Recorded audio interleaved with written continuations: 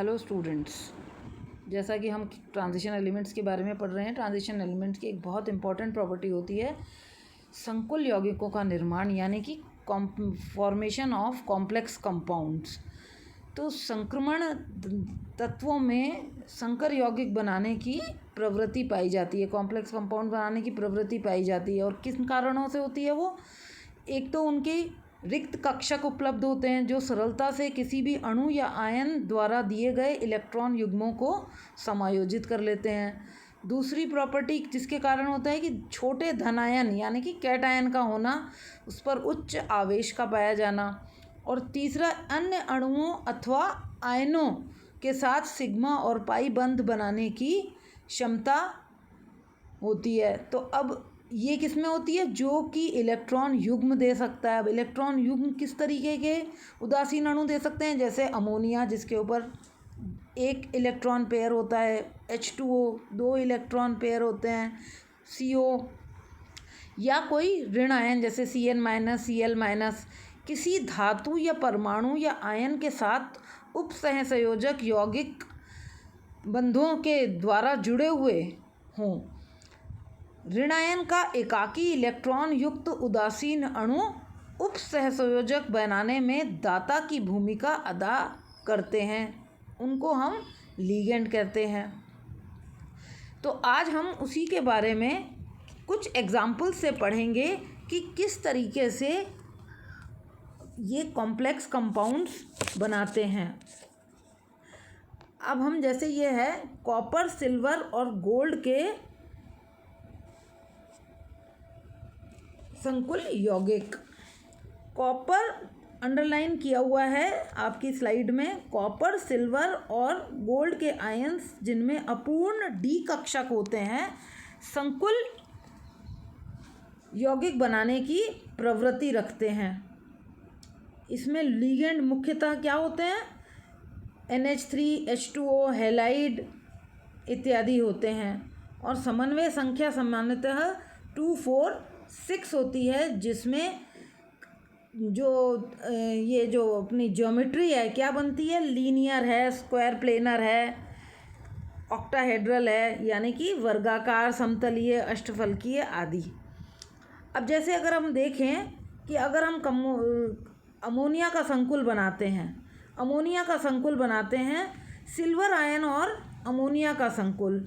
अब जैसा कि हमको पता है कि अमोनिया अणु में नाइट्रोजन परमाणु का एक इलेक्ट्रॉन युग्म होता है, एकाकी इलेक्ट्रॉन युग्म है, दिख रहा है ये अपन ने। NH3 में इधर 2 एक इलेक्ट्रॉन युग्म है। अणु सरलता से इलेक्ट्रॉन युग्म दे सकता है और लीगेंड का रूप कार्य कर सकता है। और सिल्वर में अगर हम इसके इलेक्ट्रॉनिक विन्यास से देखें तो उसके अंदर 5s और 5p जो हैं वो रिक्त होते हैं और सरलता से 2 एकाकी युग्मों को समायोजित कर सकते हैं। इस प्रकार प्रत्येक अमोनिया अणु में से एक इलेक्ट्रॉन युग्म 5p कक्षकों में स्थानांतरित हो जाता है। अब जैसे आप इसके अंदर हम देखें, ये देखिए ये स्लाइड आ गई है। अब ये सिल्वर का निम्न नॉर्मल स्टेट में सिल्वर में 4d10 और 5s1 है इलेक्ट्रॉन, दिख रहा है आपको स्लाइड में, और 5p बिल्कुल खाली है। अब अगर Ag+ आया यानी कि एक इलेक्ट्रॉन निकल गया, तो एक इलेक्ट्रॉन निकला तो 5s1 से निकल गया। और जब NH3 जुड़ते हैं, AgNH3 होल ट्वाइस, यानी कि NH3 के 2 युग्म हैं, तो 2 इलेक्ट्रॉन पेयर हो गए, तो एक 5s1 में आ गया और एक 5p में आ गया, यानी कि ये sp संकरण हो जाता है। इस तरीके से डायअमीन सिल्वर कॉम्प्लेक्स बन जाता है।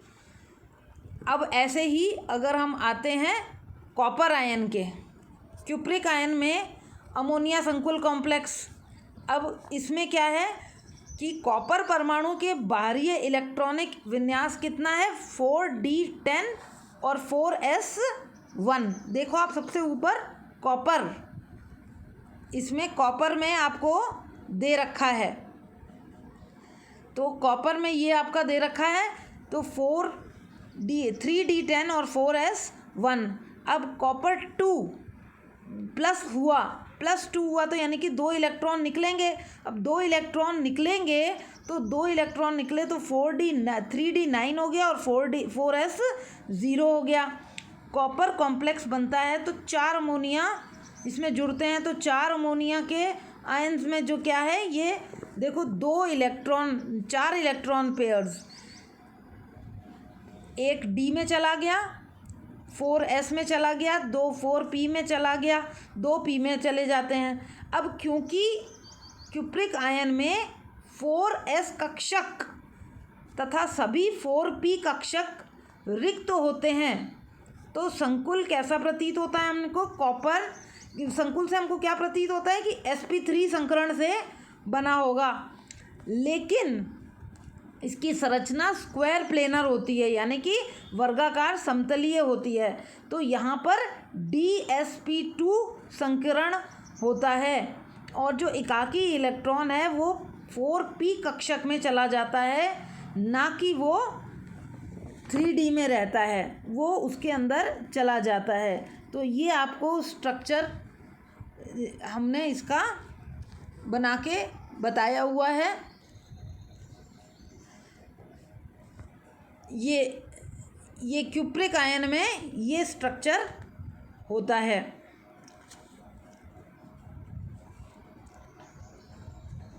Square planar.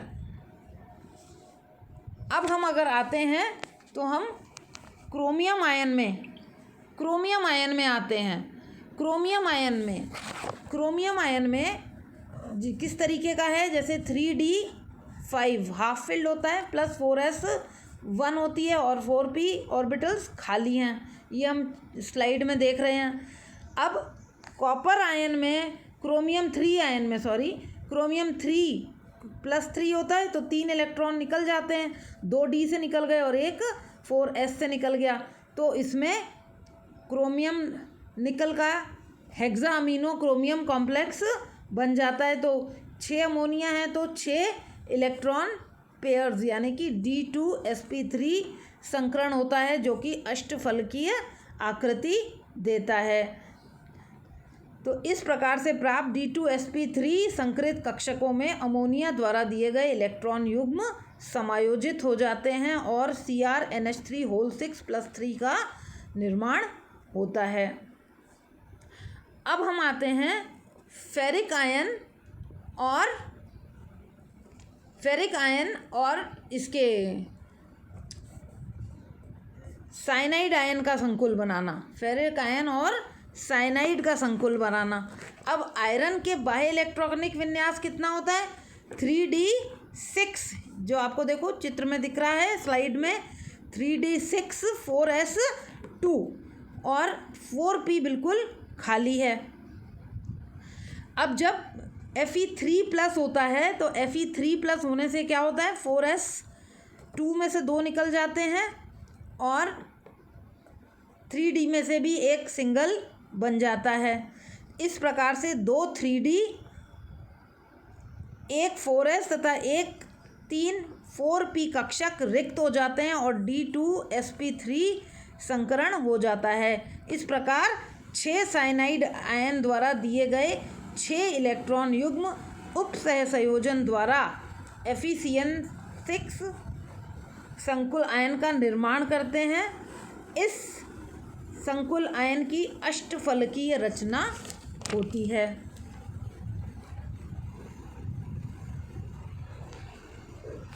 लास्ट स्लाइड है हमारी। अब आपके कोर्स में प्रथम संक्रमण श्रेणी के द्विअंगीय यौगिक यानी कि बाइनरी कंपाउंड्स, जैसे अब हैलाइड्स पर लेते हैं तो उच्च ताप पर संक्रमण धातु हैलोजन से क्रिया करके हैलाइड बनाते हैं। हैलोजन की क्रियाशीलता का क्रम सभी जानते हैं, फ्लोराइड, क्लोराइड, ब्रोमाइड और आयोडाइड, इसी क्रम में क्रियाशीलता का क्रम होता है। संक्रमण धातु हैलाइड उच्च ऑक्साइड अवस्था में आसानी से जल अपघटित हो जाते हैं। जैसे टाइटेनियम क्लोराइड का अगर जल से अपघटन है तो TiO2 और 4HCl बनता है। फ्लोराइड आयनिक होते हैं, परंतु आयनिक यौगिक क्लोराइड से आयोडीन तक घटता है अतारा। जैसे एग्जाम्पल अगर हम दें तो CuF2 आयनिक है, परंतु CuCl2 CuBr2 सहसंयोजक है। CuCl2 में अणु श्रृंखला के रूप में जुड़े रहते हैं। इसमें Cu की समन्वय संख्या 6 होती है। ये अणु की CuCl2 की संरचना आपको चित्र में दिखाई गई है।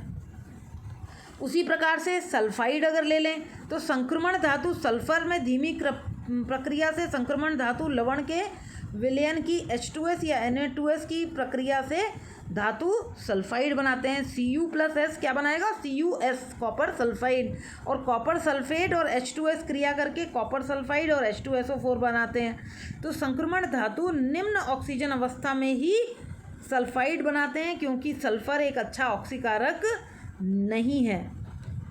तो कोबाल्ट सल्फाइड, निकल sulphide, copper sulphide, mercury sulphide काले रंग के, CdS यानी कि कैडमियम सल्फाइड पीले रंग का, और जिंक सल्फाइड गंदे सफ़ेद रंग का होता है। तो ये आज हमारा चैप्टर था ट्रांजिशन एलिमेंट्स की एक इम्पॉर्टेंट प्रॉपर्टी कॉम्प्लेक्स फॉर्मेशन। तो आप इसको किताब से भी पढ़िएगा, अपने हिसाब से आप अपने भी नोट्स बनाइएगा और इसको समझने की कोशिश करिएगा। Thank you.